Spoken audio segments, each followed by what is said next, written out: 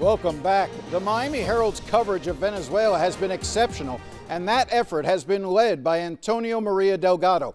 Tony was the first to report last October about secret negotiations between the Trump administration and Delcy Rodriguez about her potentially leading the transition in a post-Maduro Venezuela. So in this moment, I wanted to talk to him about how Delcy is now walking a tightrope, balancing her new cordial relationship with Donald Trump with her long-standing ties to the Russians and Cubans, as well as dealing internally with the military and those that control Venezuela's secret police. The big question here is, can she actually do that? And that's a big question, because she does not have direct control over the military. She does have political power, quite a bit of it. But in the end, this is going to be settled by the guy or the people that control the guns. And she's not it. She might be able to offer some kind of way out of this situation for the lion's share of the Chavistas. But you got key people that are wondering if they might be able to survive on this, namely Diosdado Cabello and Padrino Lopez. Cabello has been allegedly been running the drug cartel himself for many, many years. And he's probably the most powerful member of the cartel, and arguably today one of the most powerful members of the regime. So how she's going to deal with that? That's going to be very difficult.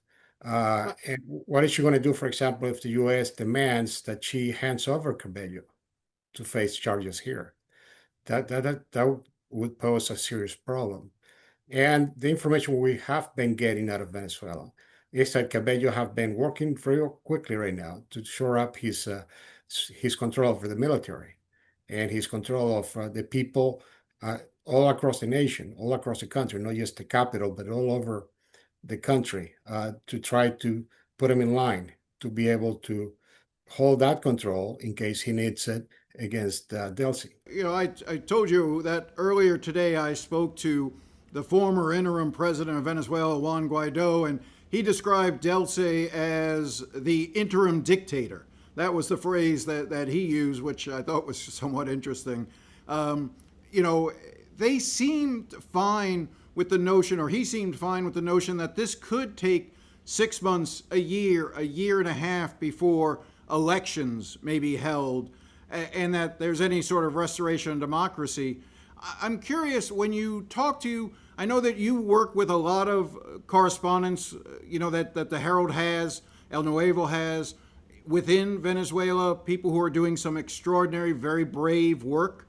What are you hearing on the ground? Because we're getting mixed signals. We're hearing that they are releasing some political prisoners as an overture to Washington, but at the same time, we're also hearing that they're making arrests of certain individuals on the streets who are protesting in terms of support of having Maduro been removed. So what is the situation on the ground in Venezuela? It's kind of complicated. My sense is that I think Delcy is trying to comply with the U.S., and I suspect there's a great deal of leverage the U.S. has over Delcy to the point that we don't exactly know what it is. That it goes beyond the threat of, if you don't do what we say, you're going to be next. We suspect there's more than that. So we're seeing all this effort to go ahead and comply. That includes the liberation today of political prisoners. But the announcements made yesterday by the administration that the U.S. is going to be running the oil industry, that's quite a concession. For years, potentially, for years to come. And it is one that it'd be hard to imagine in a Venezuela just a few months ago, run by the Chavistas. Can you imagine, though, I'm wondering again what you're hearing through your reporting as to how the people of Venezuela within the country are reacting, because there isn't a lot of talk about democracy.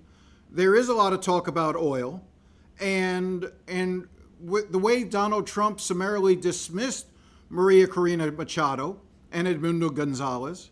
I'm wondering if you're sitting at home in Venezuela, somewhere in the suburbs of Caracas, trying to figure out what happens next. Is your life appreciably being better now today than it was a week ago? The answer is no. I mean, the regime is still there, and there's a lot of fear. I think you got to start with the fact that the Chavistas have, basically no real popular support in the country. I think, if you if you did a poll and you get people to answer honestly, you would get that maybe their support is around somewhere between 5 and 10%, not higher than that. Uh, the rest of the population wants them gone. Not only because uh, under Maduro the economy shrunk by somewhere between 75 to 80%, which is staggering. But also there was a lot of violence, and the situation led to 8 million people leaving the country. That's almost a quarter of the population.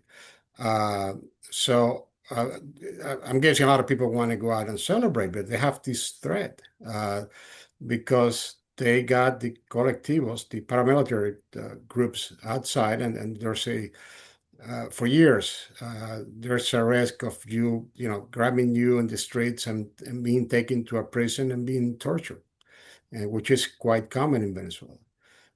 So And you think that threat still remains today? yes, there's no change, not at this point. So to say that the country is free, that's very premature.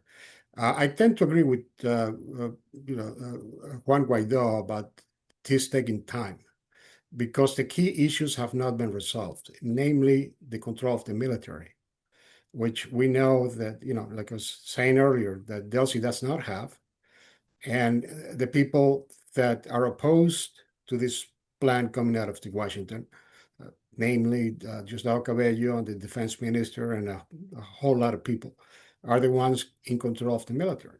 So, well, it's really going to be difficult to be able to get some kind of formula where you can free the nation and remove these controls of the people, and without removing some of these key players.